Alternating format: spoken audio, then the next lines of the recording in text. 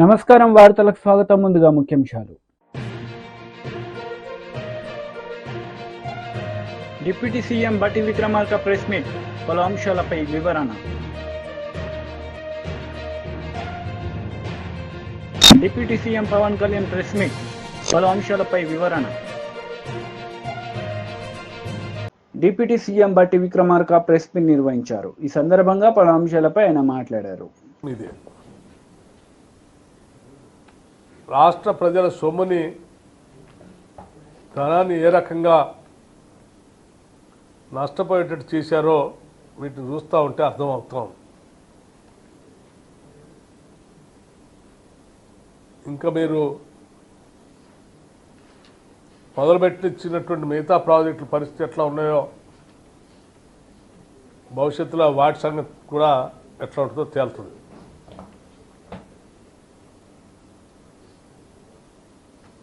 ఇంకా చాలా గొప్పగా ఒళ్ళు గగురు పొడిచే వీడియో కోసం క్యూఆర్ కోడ్ స్కాన్ చేయండి.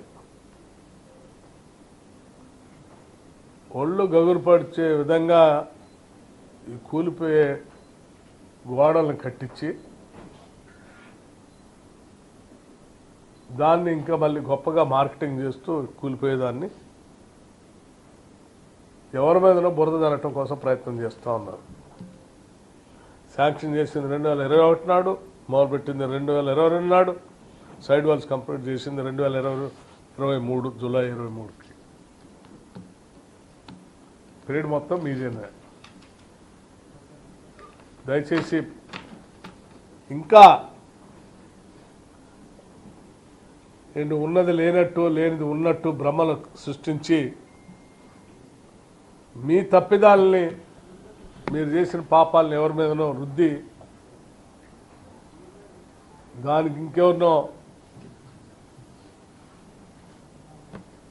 వేరే రకమైనటువంటి వ్యక్తులుగా చిత్రీకరించడానికి మీరు చేసే ప్రయత్నం ఈ డేట్స్తో సహా నేను చెప్పాను. వీటి ద్వారా పూర్తిగా అవగతం అవుతూ ఉంది. ఇది రెండో అంశం. ఈ సుంకిసాల పైన ఇటువంటి నిర్ణయాలు పనులు చేయటమే కాకుండా ఏదో పత్రిక చేతిలో ఉందని, సోషల్ మీడియా చేతిలో ఉందని, ఓ టీవీ ఛానల్ చేతిలో ఉందని ఆనాడు సంపాదించిన అక్రమ డబ్బంతా పెట్టి వీటన్నిటిని పెంచి పోషిస్తూ ఇటువంటి తప్పుడు కథనాలు రాసి ఇంకా ప్రజల్ని మభ్యపెట్టడం కోసం ప్రయత్నం చేస్తే, అంటే ఎవరి మీదనో తప్పుడు ఇది ఎవరిదో పాపం అన్నట్టుగా తప్పుడు కథనాలు సృష్టించడానికి ప్రయత్నం చేస్తే తెలంగాణ ప్రజలు ఇప్పటికే చాలా గట్టిగా బుద్ధి చెప్పారు. ఇక భవిష్యత్తులో మిమ్మల్ని ఎగవలేరు ఎక్కువ. దీన్ని చాలా తీవ్రంగా తీసుకుంటూ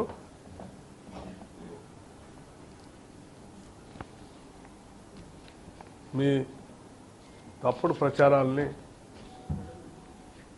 చాలా తీవ్రంగా కూడా ఖండిస్తాం.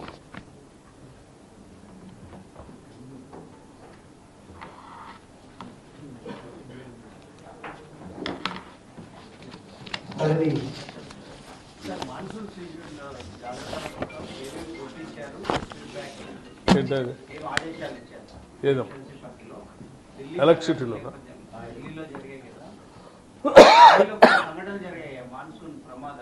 ఎలక్ట్రిసిటీకి సంబంధించా, under ground water సంబంధించా,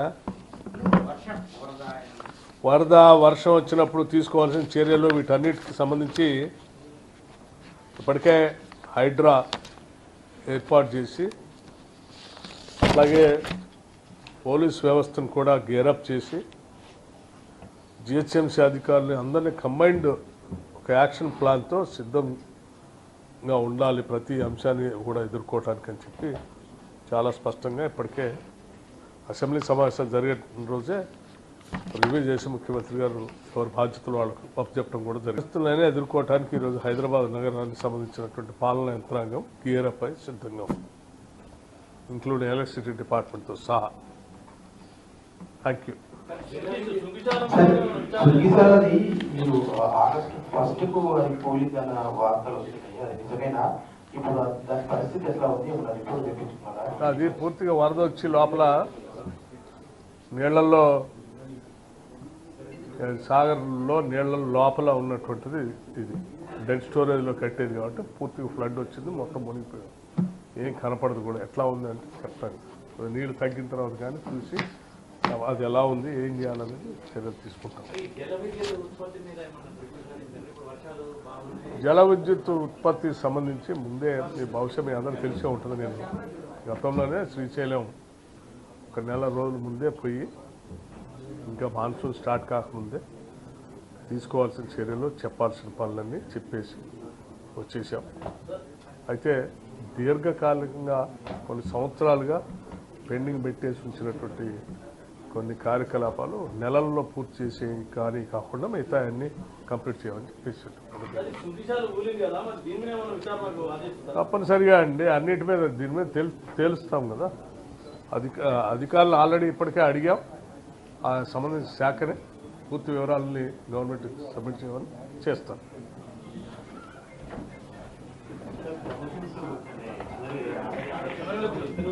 deputy CM Pawan Kalyan press meet నిర్వహించారు. ఈ సందర్భంగా పలు అంశాలపై ఆయన మాట్లాడారు. So felt though we shared borders, our meeting started with Kuvempu's a short verse from Kuvempu, the poet Kuvempu, Kavi Sampada, Kuppali Venkatappa Puttappa. And as I said earlier, more than a minister, more than a deputy chief minister, I'm a conservationist at heart. So the moment I was preparing for this meeting, so my office gave me about a small poetic verse from Kuppali Venkatappa Puttappa, and it really invoked a great feeling in me. I thought I would like to start with that. And I have great respect for Kannada language, and I feel sad to speak in English. Somewhere far away, England, we are able to, and sad part is we are able to communicate in English. And in a way it is good part, but the issue is sharing borders. I wish I could have learned Kannada to speak from my heart. But what my heart says is, I would like to recite the poetic words of Kuppali Venkatappa Puttappa. Aranyakke Hadu, it is a song for the forest. Aranyakke Hadu Hadu Munna, Nanu Nanna Manada Munde Nilyuttane, Aranyada Arisina Arulagalinda, Nannu Manada Arivina Arulagalu, Teriyuttave. And to make it a little simple translation in English, before singing a song for the forest, I stand before my own mind. The forest's gentle breeze opens up the petals of my mind's awareness. When I read this, I wish I could have learnt Kannada. I wish I could have spoken in Kannada. And I felt this is, actually I was telling my colleague today, this meeting triggered me to learn Kannada, to speak in Kannada. And that's a respect I want to show in coming years, learning the Kannada language and communicating, and in that way more than MOUs. Of course, MOUs are essential. Tiruvalike Uppanda. Before that, I wish I could have learnt language. I wish I could be more closer to people of Karnataka. And always they loved me, always they showered great love as an actor too. But now I would like to extend my love and my cultural respect for Karnataka. And I would like to start off with that. I would like to learn Kannada language, and few coming years I would like to speak in Kannada, and I wish I could convey my heartfelt respect for Kannada culture in forthcoming years. So in short, we can say that I came here as I have taken the charge of forest and environment and pollution board. My first thing was, always there was a pain in me. My first awareness in the forest was Kannada continuous Sri Rajkumarji's Gandhada Gudi. So Gandhada Gudi is all about protecting a forest, how a DFO forest officer safeguards the forest and from smuggling. So I was sharing with my colleagues the other day in Aranya Bhavan. I was sharing how the culture transformed. A hero was around 40 years back. He is someone who safeguards the forest. And now the hero is someone who cuts away the forest and who is a smuggler. This we can understand. So Gandhada Gudi is all about safeguarding, and nowadays the current cinema, of course I'm a part of the cinema also, most of the time I struggle to do such films. I said, am I sending the right message? But of course cinema is different, but the cultural shift, what happened, that was quite interesting for us. So here I would like to, though what I could not do in real life, cinema life, but I wish I'm able to do it in real life, and I'm grateful for politics. I'm grateful for people of AP for choosing me and getting me elected through Pittapuram and taking charge as a deputy CM. And all this power, whatever power I have and whatever influence I could do, it is more for an ecological balance and of course saving the Mother Earth and saving Vasudaika Kutumbam. And it is not just, Earth is not just for few humans, it is for all of us. And me and Kandreji, we share the same dream and same aspirations. And the moment he started speaking, the moment he initiated the dialogue, it was so amazing to learn from him, the man of such commitment, man of highest aspirations. And we could see that our bonding beyond politics, I could connect at a personal level with Kandreji. And I would like to see in future, our relationship will grow together, which would benefit both the states, Kandreji. I'm grateful to you for initiating this and supporting us. So in short, we went for a 7-point agenda. One is about red sanders smuggling. The second one is about IT initiatives, how IT initiatives are making wildlife management and forest management quite well through IT initiatives. And second is about ecotourism initiative, which Karnataka is at the forefront. And of course about wildlife poaching and how to contain it, that is one aspect. And the last one is elephant and human conflict and elephant movement tracking. And BRS leader media సమావేశం నిర్వహించారు. ఈ సందర్భంగా పలు అంశాలపై ఆయన మాట్లాడారు. 5-10 కోట్లు కూడా కావు, కానీ 8 నెలల నుండి చిల్లి గవ్వ కూడా వాళ్ళకి చెల్లించడం లేదు. ఈరోజు ప్రాథమిక పాఠశాలల్లో ఉన్నటువంటి విద్యార్థులకు మధ్యాహ్న భోజనం మీద ఖర్చు పెట్టేది 5 రూపాయలు, హై స్కూల్లో పిల్లలకు ఖర్చు పెట్టేది 7 రూపాయలు. ఈ 5 రూపాయలతోని 7 రూపాయలతోని వాళ్ళు అన్ని సరుకులు కొని వాళ్ళు భోజనం వండి ప్రతిరోజు ఒక లీవ్ కూడా తీసుకోకుండా వాళ్ళు ప్రతిరోజు అక్కడ వంటలు వండి పిల్లలకు భోజనం పెట్టాలి. కానీ చివరికి ఏమవుతుందంటే వాళ్ళ ఇంటికి పోయి వాళ్ళు కడుపులు మార్చుకోవాలి. ఇది వాస్తవ పరిస్థితి. ప్రభుత్వం చెల్లించేది ఒక కోడిగుడ్డుకు 5 రూపాయలు, కానీ వాస్తవానికి ఈరోజు కిరాణం పోతే ఎక్కడన్నా 5 రూపాయలకు వస్తున్నాయి కోడిగుడ్లు. మినిమం హోల్సేల్ ధరనే ఈరోజు 6 రూపాయలు ఉన్నది, రిటైల్ ధర 6.5-7 రూపాయలు ఉన్నది. అటువంటి దగ్గర 5 రూపాయలు చెల్లించుకుంటూ ఈరోజు వాళ్ళ కనీస జీతం కూడా చెల్లించకపోతే వాళ్ళు ఎట్లా బతకాలి, వాళ్ళ పిల్లలు ఎట్లా బతకాలి, వాళ్ళ పిల్లలు పాఠశాలకు పోతుంటే పుస్తకాలు ఎట్లా కొనియాలి, వీళ్ళు కనీస సోయి ఉండాలి.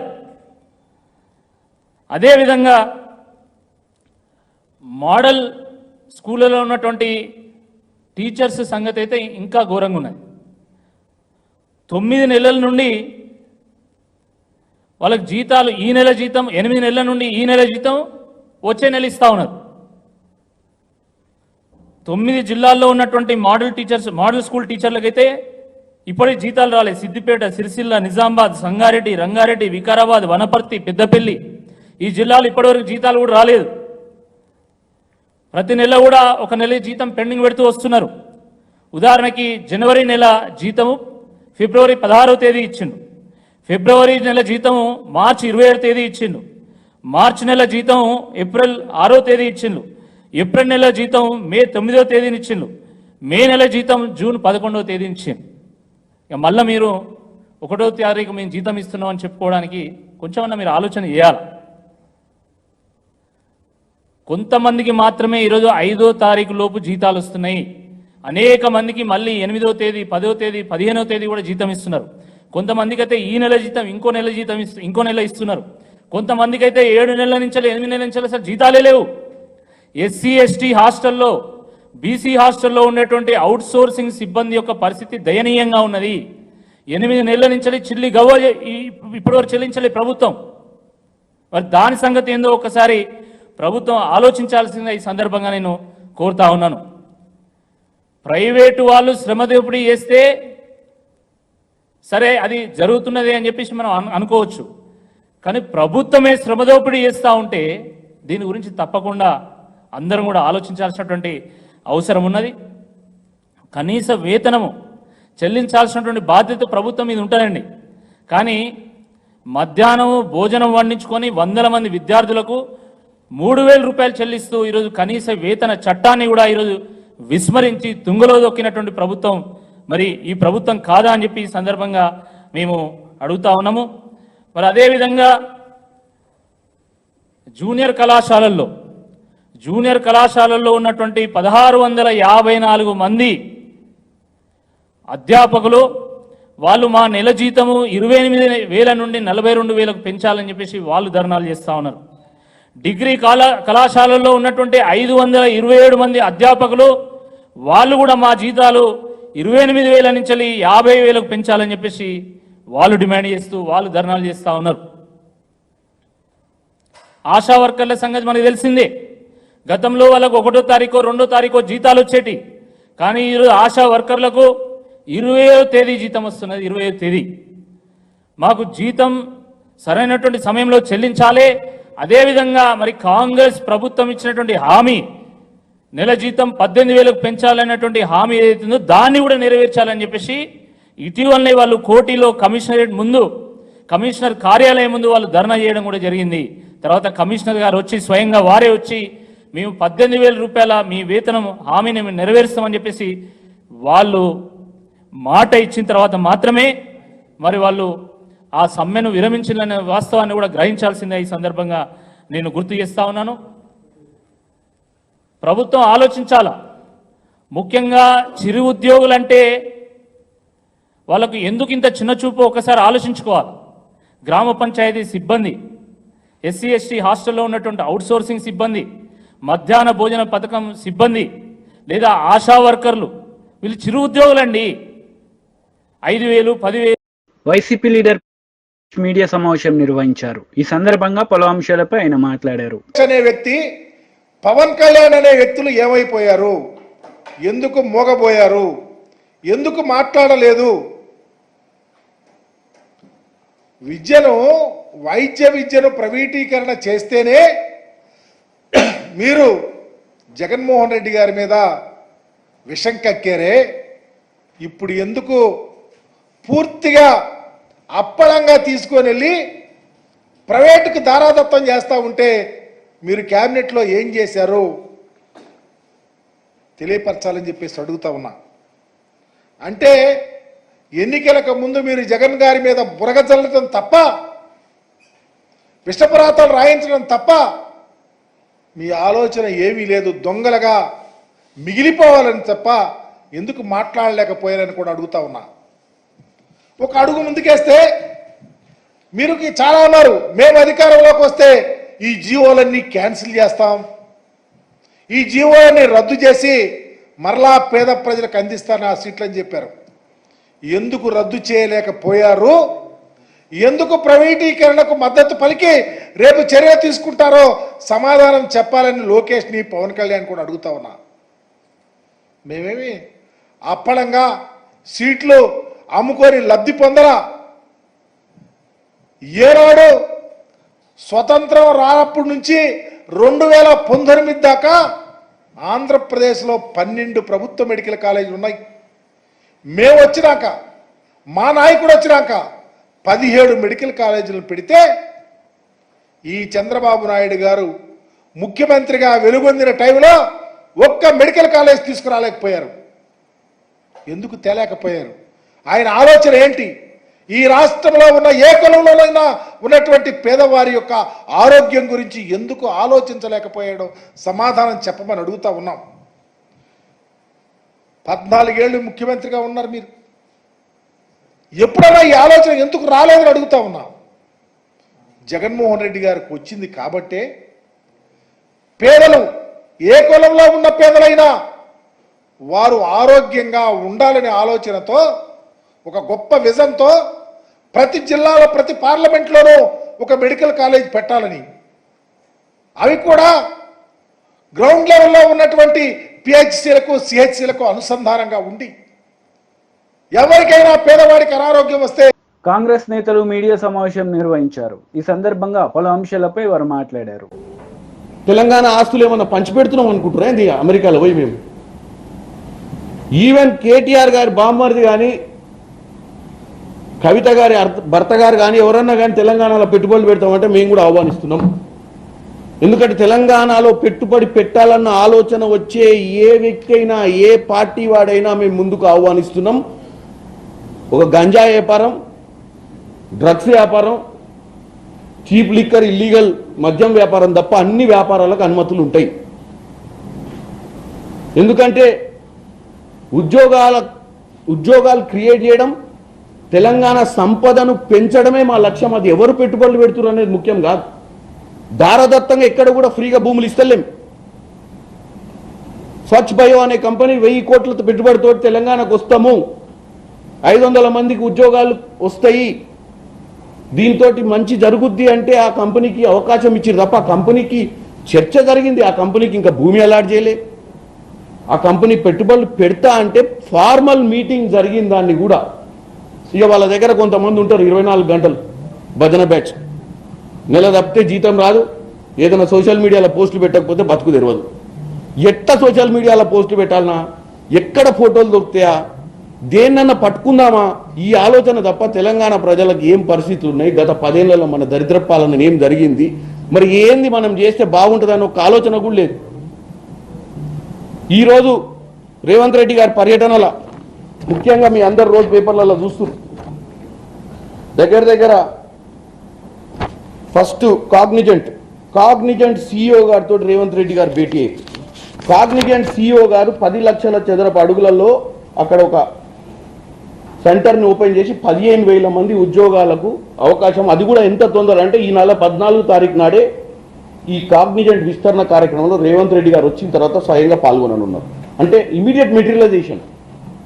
కాగ్నిజెంట్ అనే కంపెనీ 14 తారీఖు నాడే హైదరాబాద్లో విస్తరణ కార్యక్రమాన్ని చేపడుతుంది. అదొకటి. వీహబ్ వాల్స్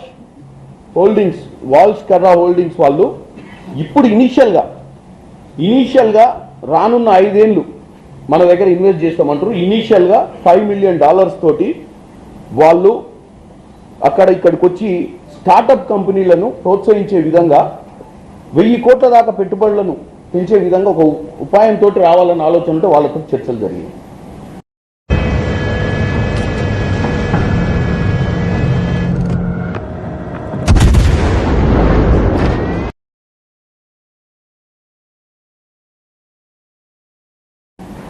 హైదరాబాద్లో